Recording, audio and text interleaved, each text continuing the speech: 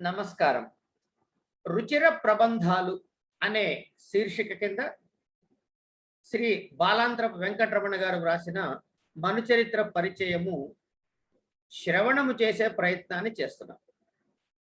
5వ పొట్లంగా ఇవాల్టి పనసొత్తనలు తిందాం రండి. ఈనాటి ఈ భాగంలో మరికొన్ని విశేషాలని పరిశీలిద్దాం. కేదారే సుభజించితిన్ శిరమునన్ గీలించితిన్ హింగుళాపదాంభోరుహముల్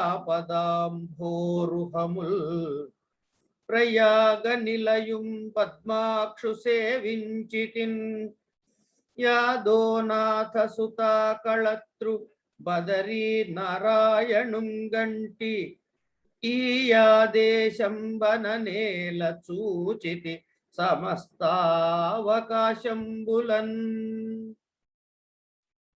కేదారేశ్వరుని సేవించాను. హింగుళాదేవి పాదపద్మాలు శిరస్సున కీలించాను.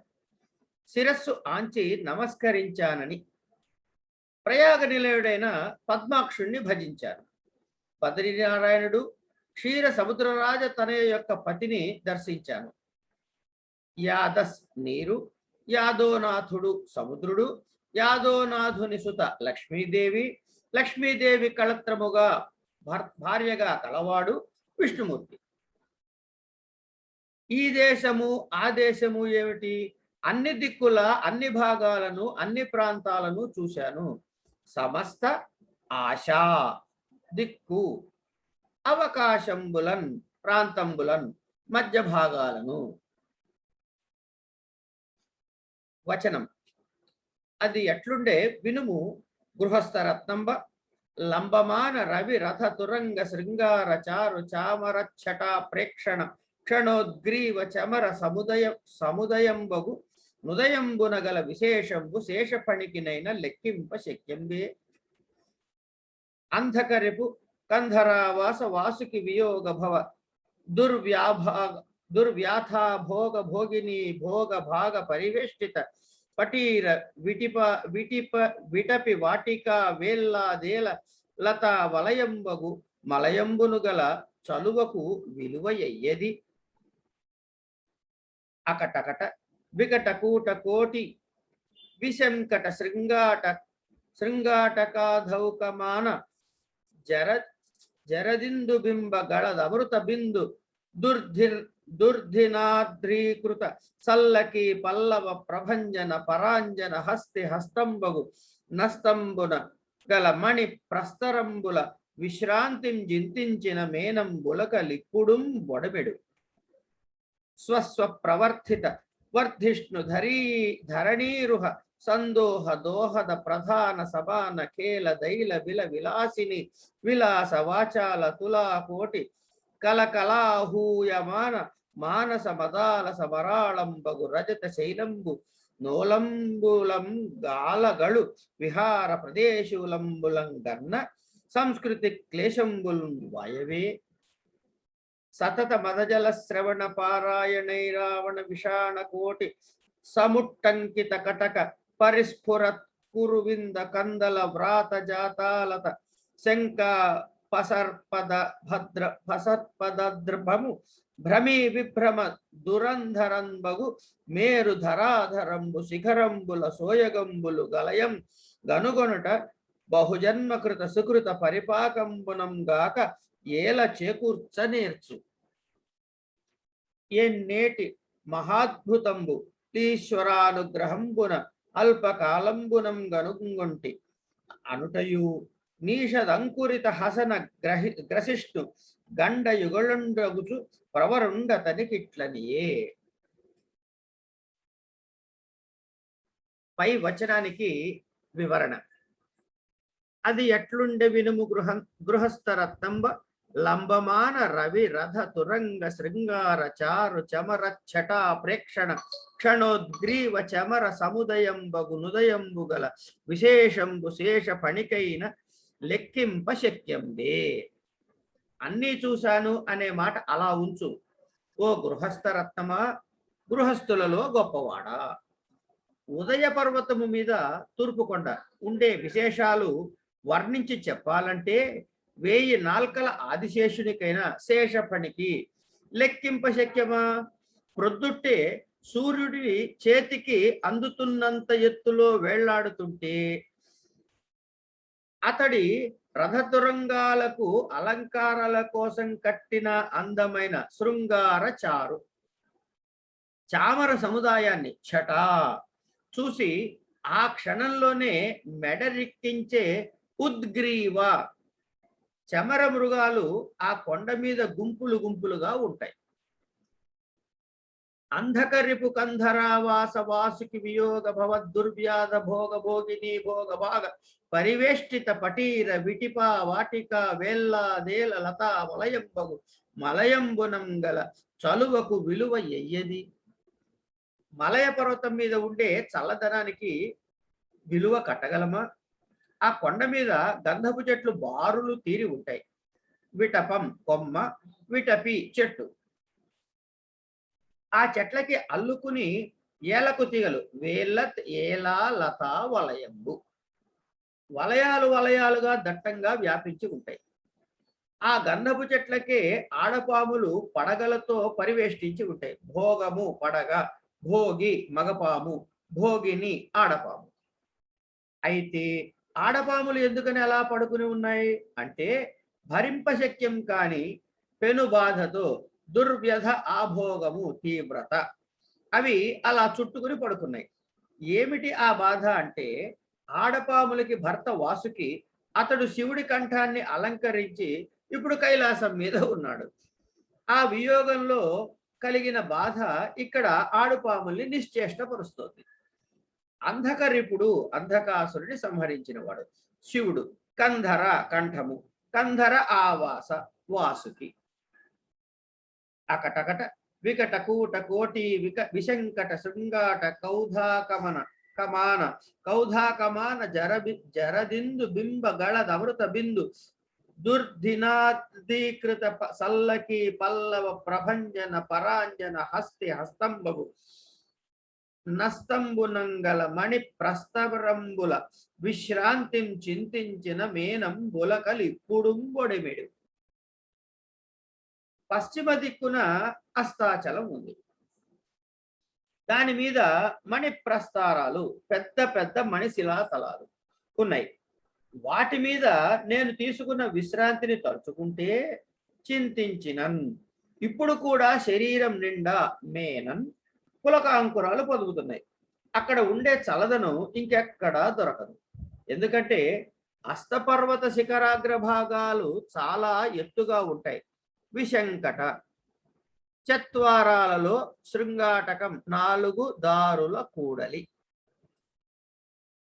తెల్లవారుజామున అస్తమించే వృద్ధచంద్రుడు జరత్తిందుహు సంచరిస్తూ ఉంటాడు. అధౌకమాన ఆ చంద్రబింబం నుంచి స్రవించే గళత్ అమృత బిందువులతో ప్రతిదినము దుర్దినమే అవుతుంది. దుర్దినం ముసురు పట్టిన దినము అంటే అమృతం వర్షము ఎడతెరిపి లేకుండా ఆ శృంగాటాల్లో కురుస్తుంది.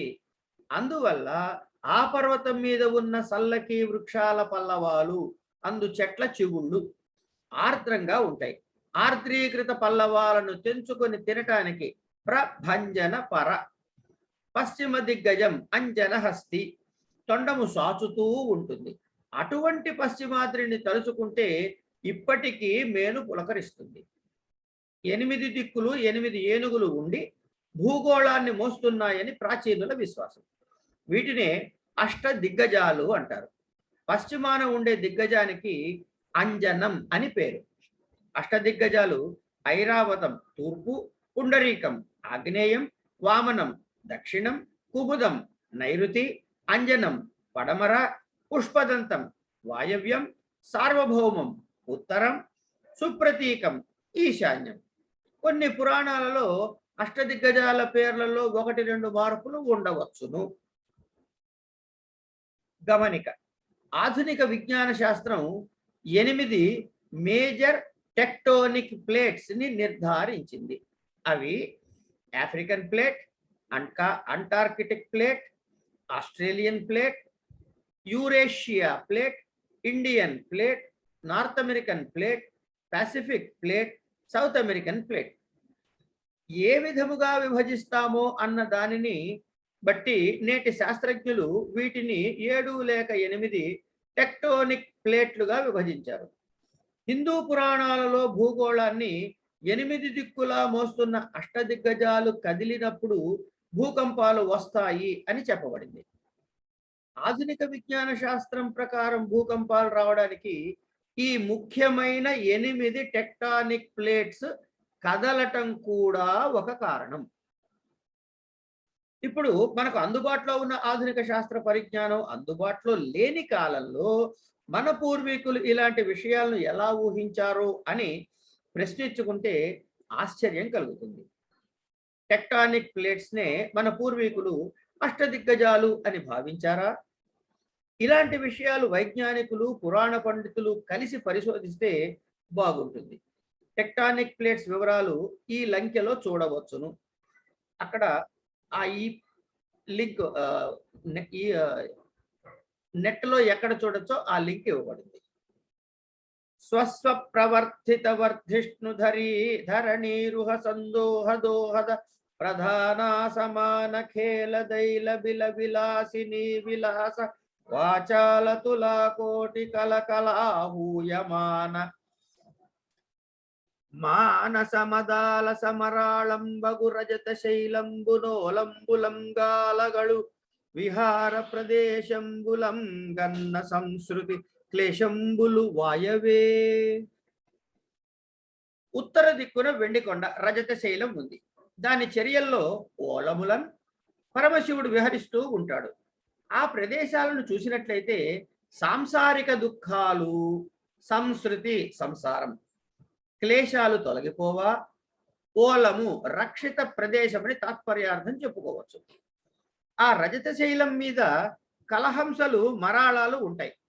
కుబేరుడి అంతఃపుర కాంతలు యక్ష విలాసినులు ఐలబిలుడు కుబేరుడు ఐలబిలుని కొడుకు, ఇలబిలుని కొడుకు. ఆ విలాసినులు వెండికొండ మీద ఒక్కొక్క చెట్టు నాటి ఎవరిది వారు స్వయంగా పెంచుతున్నారట. అలా స్వస్వ ప్రవర్ధితాలై వర్ధిష్ణువులవుతున్న ఎదుగుతున్న ధరణీరుహ సందోహాలకు చెట్ల వరసలకు దోహద క్రియలు చేయటానికి అని ప్రధానంగా ప్రతిదినము అక్కడికి వస్తారు ఐలబిల విలాసినులు. వచ్చి తమలో తాము అసమానముగా క్రీడలు జరుపుకుంటూ ఉంటారు. ఏవో క్రీడలు సాగిస్తూ ఉంటారు. తమలో తాము పిలుచుకుంటూ విలాసంగా ఏవో కంఠధ్వనులు చేస్తారు. విలాస వాచాల. ఆ కలకలారావాలు మానస సరోవరం దాకా వ్యాపిస్తాయి. ఆ సరోవరంలో క్రీడిస్తున్న రాజహంసలకు మద అలస మరాళము. ఆ ధ్వనులు ఆహ్వానాలుగా వినిపిస్తాయి. వెంటనే అవి ఎగురుకుంటూ వచ్చి విలాసినుల సన్నిధిలో వాళ్తాయి. అంటే ఆ విలాసినుల కంఠధ్వనులు ఆడహంసల కలహంసి ఆహ్వానాలకు సాటి వస్తున్నాయి, తులాకోటికి ఎక్కుతున్నాయి అని. పిట్టల్ని పట్టేవాడు వలపన్ని చెట్టు చాటును దాగి ఆడపిట్టలాగా కూస్తాడట. మగపిట్టలు బిలబిలా వచ్చి వలలో చిక్కుకుంటాయట. ఆ దృశ్యం ఈ భావానికి ప్రేరకమై ఉంటుంది. సతత మదజల శ్రవణ పరాయణైరావణ విషాణ కోటి సమట్టంకిత కటక పరిస్ఫురత్కురు వింద కందళవాత వ్రాత జాతాలాత శంకా పస్పర్పద్ధ భ్రము భ్రమీ విభ్రమ దురంధరంబగు మేరుధరాధరంబు శిఖరంబుల సోయగంబులు గలయంగనుంగొనుట బృహజ్జన్మకృత సుకృత పరిపాకంబుగా అనంగాక ఏల చేకూర్చనేర్చు.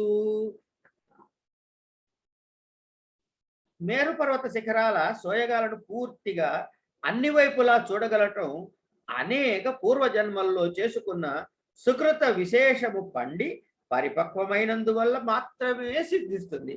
లేకపోతే ఎలా లభిస్తుంది చెప్పు? ఎల్లవేళలా మదజలము స్రవిస్తూ ఉండే ఐరావతము ఐరావణం తన దంతాల అగ్రభాగాలతో విషాణ కోటి కుమ్మడం వల్ల మేరు పర్వతం మధ్య భాగంలో కటకం లేదా చర్యలలో గోతులు ఏర్పడి ఆ గోతుల్లో కురువింద కందళ వ్రాతం మొలకెత్తింది. కందళం అంటే మొలక, కానీ కురువింద మొలకలు అంత ఎరుపు రంగులో ఉండవు. కురువింద మొగ్గలు అత్యంత ఎర్రగా కాగడాలలాగా ఉంటాయి. కురువింద మొగ్గలు గుబురుగా ఎదిగి ప్రకాశిస్తున్నాయి. పరిస్ఫురత్. కురువింద మొగ్గలు ఎర్రగా కొరకంచుల్లాగా అలాత ఉన్నాయి. వాటిని అభ్రమువు చూసి కొరకంచులుగా భ్రమపడింది. అలాత శంకతో భయపడి పారిపోతున్న అపసర్పత్ అభ్రమపు తాలూకు భ్రమ విభ్రమాల భారాన్ని వహిస్తోంది మేరు పర్వతం. అభ్రముభ్రమీ విభ్రమ దురంధరం మేరుధరాధరం. ఐరావతానికి భార్య ఆడ ఏనుగు పేరు అభ్రమువు. అంజన గజేంద్రుని భార్య పేరు అంజనావతి. మిగతా గజాల భార్యల పేర్లు కపిల, పింగళ, అనుపమ, తామ్రపర్ణి, శుభ్రదంతి, అంగన. ఇక దిక్కు, దిగ్గజం పేరు, భార్య పేరు ఒక పట్టికగా వరుసగా చూద్దాం. తూర్పు ఐరావతం, అభ్రమువు. ఆగ్నేయం పుండరీకం, కపిల. దక్షిణం వామనం, పింగళ. నైరుతి కుముదం, అనుపమ. పడమర అంజన, అంజనావతి. వాయవ్యం పుష్పదంతం, శుభ్రదంతి. ఉత్తరం సార్వభౌమం, అంగన. ఈశాన్యం సుప్రతీకం, తామ్రపర్ణి. అయితే ఇక్కడ ఒక సందేహం కలుగుతుంది.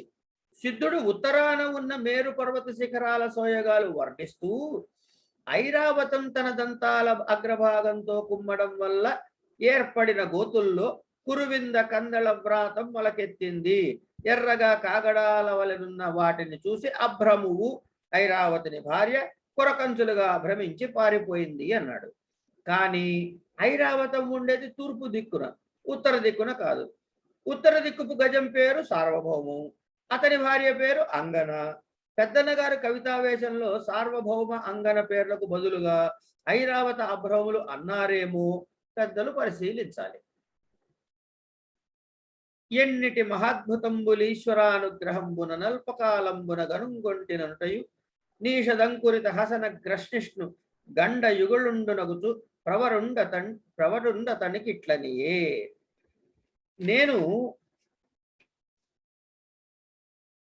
ఇటువంటి మహాద్భుతాలు అన్ని ఈశ్వరానుగ్రహం వల్ల అల్పకాలంలోనే చూడగలిగాను అని సిద్ధుడు ముంగించాడు. దక్షిణం నుంచి తూర్పు వరకు 4 దిక్కుల విశేషాలు చెప్పాడు. ఆ పటీరాచల, పశ్చిమాచల, హిమాచల, పూర్వ దిశాచలంబులన్ అన్న మాటకి అనువుగా వర్ణించి విరమించాడు.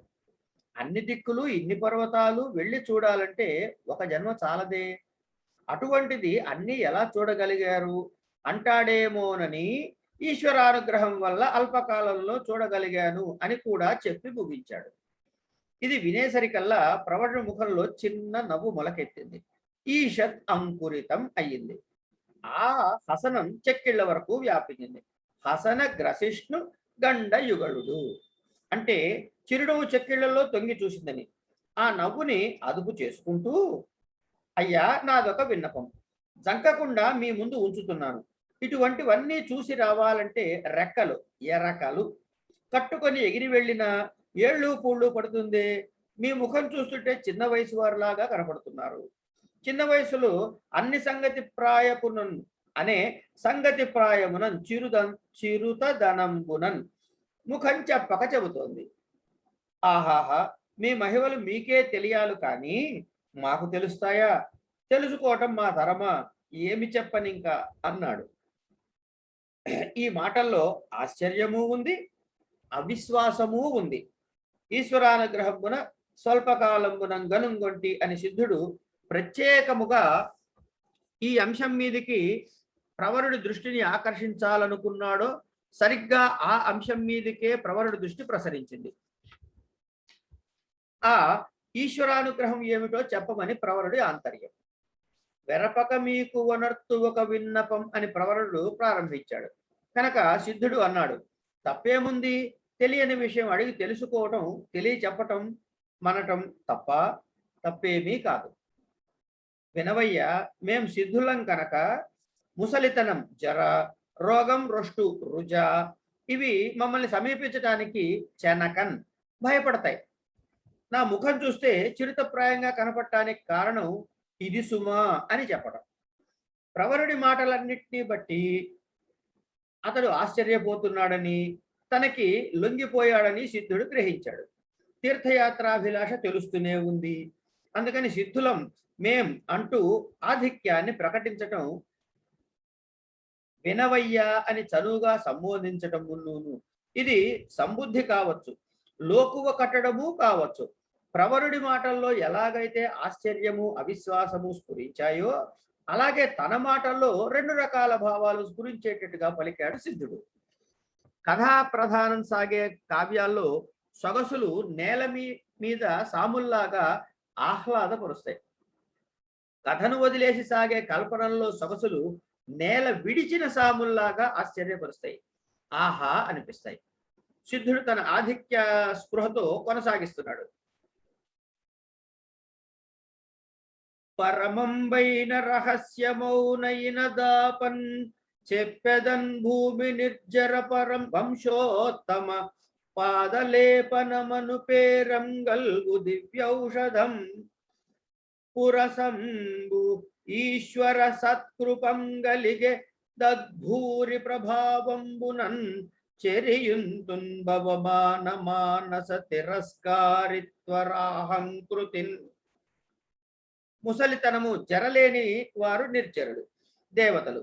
భూమి నిర్జరులు అంటే భూదేవతలు, బ్రాహ్మణులు. ఓ బ్రాహ్మణ వంశోత్తమ అని సంబోధన. ఒక పరమంబైన రహస్యం ఉంది. పరమ రహస్యం అనకుండా పరమంబైన రహస్యం ఒకటి అని విడిచి చెప్పడంలో ఆ రహస్యం ఎంత గొప్పదో సూచించటం లక్ష్యం కావచ్చు. అవును, ఇది అంతటి పరమ రహస్యమే. అయినా దాచను, చెబుతాను. నీకు కాబట్టి చెబుతాను, నేను కాబట్టి చెబుతున్నాను అన్నది స్ఫూర్తి. పాదలేపం అనే పేరుతో ఒక దివ్య ఔషధం నా దగ్గర ఉంది. ఈశ్వరుడి సత్కృప వల్ల నాకు లభించింది. దాని గొప్ప ప్రభావంతో తద్భూరి ప్రభావంబునన్ నేను వాయువుని మనస్సుని మించిన పవమాన మానస తిరస్కారి వేగాతిశయంతో సంచరిస్తూ ఉంటాను.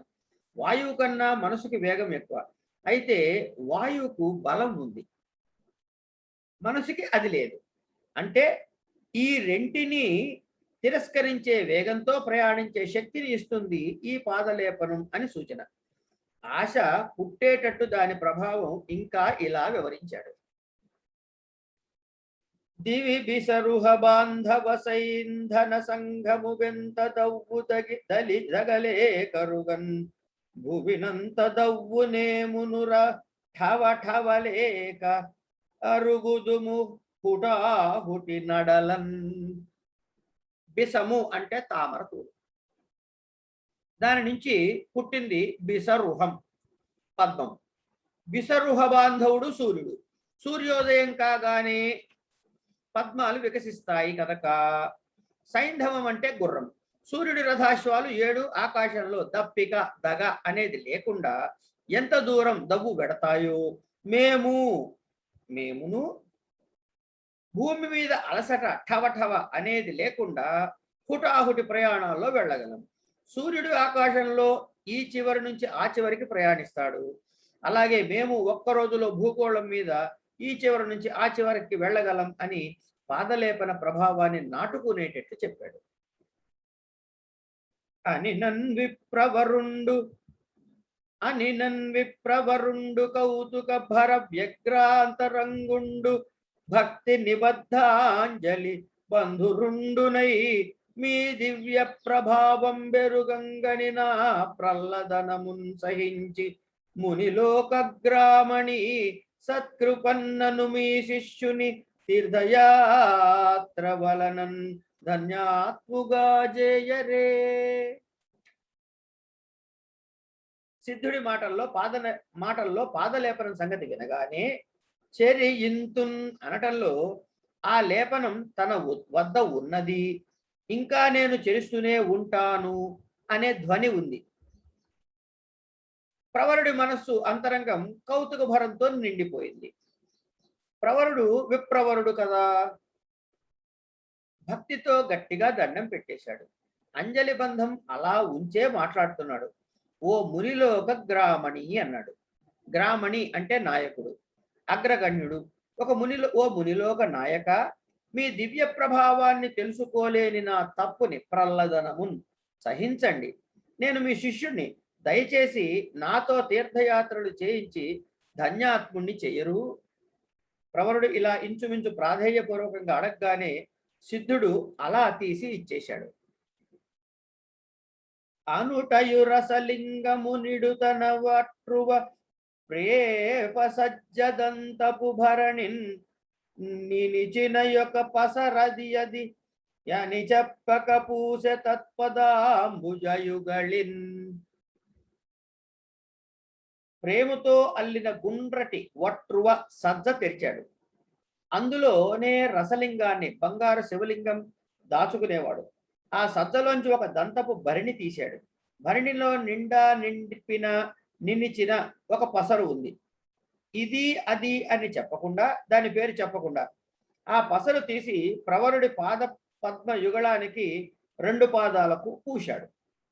మందు ఇచ్చినా మాకు ఇచ్చినా దాని పేరు చెప్పకపోవటం సిద్ధుల లక్షణం, గడుసుతనం. కానీ ఏమీ బెట్టు చేయకుండానే, మళ్ళీ మళ్ళీ బతిపాలించుకోకుండానే అడిగిందే తడువుగా ఇచ్చేసాడేమిటా అనే సందేహం వస్తుంది. వరూధిని మోహించి ఆమెచే నిరాకరించబడిన గంధర్వుడు ఇలా సిద్ధుడి వేషంలో వచ్చి ప్రవరుడికి ఆ పాదలేపనం ఇచ్చి ప్రవరుడు హిమాలయాలకు వెళ్లి వరూధిని కంటబడేలా చేశాడు. ఆమె ఆ అద్భుత సౌందర్యవంతుణ్ణి చూస్తుంది, ప్రేమిస్తుంది. పరమనిష్టాగరిష్ఠుడు కనుక అతడు ఈమెని నిరాకరిస్తాడు. ఆ పైన ఏదో మాయోపాయం పన్ని వరూధిని లోబరుచుకోవచ్చు అని గంధర్వుడు పథకం వేసి ఉంటాడు. అందుకే హఠాత్తుగా వచ్చాడు, సరాసరి ప్రవరుడి ఇంటికే వచ్చాడు, అడిగిన వెంటనే బెట్టు చేయకుండా లేపనం ఇచ్చాడు అని ఒక సిద్ధాంతం. ఆ మందిడియతడరిగిన భూమి సురుడరిగే ముహిన భూధర శృంగ శ్యామల కోమల కానన హేమాఢ్యధరీ జరి నిరీక్షాపేక్షన్. ఆ మందు పులివి ఆ సిద్ధుడు ఎలా వచ్చాడో అలాగే వెళ్ళిపోయాడు. హఠాత్తుగా సరాసరి వచ్చి హఠాత్తుగా వెళ్ళిపోయాడు. అతడు అలా వెళ్ళగానే భూమిసురుడు ప్రవరుడు కూడా వెళ్ళాడు, హిమాలయాలకు వెళ్ళాడు. తుహినం అంటే మంచు, భూధరం అంటే పర్వతం, తుహిన భూధరం అంటే మంచుకొండ. ఆ కొండ కొమ్ముల మీద శృంగం, పచ్చగా శ్యామలం కోమలంగా ఉండే కాననాలు, బంగారు గుహలు, దరీ సెలయేళ్లు, ఝరీ వీటిని వీక్షించాలనే ఆపేక్షతో వెళ్ళాడు. హేమాఢ్యదరి అన్న చోట పెద్దనగారు శ్లేష వాడారేమో అనిపిస్తుంది. దరి అంటే తెలుగులో తీరం, సంస్కృతంలో గుహ. హేమాఢ్యదరి అంటే మేరు పర్వతంలో ఉన్న జంబూ నది కూడా కావచ్చు. జంబూ నది బంగారమైనదిగా చెప్పబడుతుంది. బంగారు గుహలు కూడా కావచ్చు. సిద్ధుడు 4 దిక్కులా సరిహద్దుగిరులను చెబుతూ హిమాలచలాన్ని పేర్కొన్నాడు. కానీ తర్వాత వచనంలో ఉత్తర దిక్కున హిమాద్రిని వర్ణించలేదు, వెండి కొండని వర్ణించాడు. కుబేర విలాసినులు ప్రస్తావించాడు. పర్వతాలలోకెల్లా అత్యున్నతమైన హిమాలయాన్ని మరి ఎందుకు వదిలేశాడో కానీ ప్రవరుడికి సరిగ్గా దానినే చూడాలని కోరిక పుట్టింది, వెళ్ళాడు. ఇక్కడ దాకా కథ విని జైమిని ప్రవరుణుడు హిమాలయాలకు వెళ్ళి ఎలా ప్రవర్తించాడు, ఏం చేశాడు, అతని పుణ్య ప్రవర్తన వివరించమని అడుగగా పక్షులు ఇలా చెప్పాయి. మనుచరిత్రం ప్రథమాశ్వాసం సమాప్తం. స్వస్తి.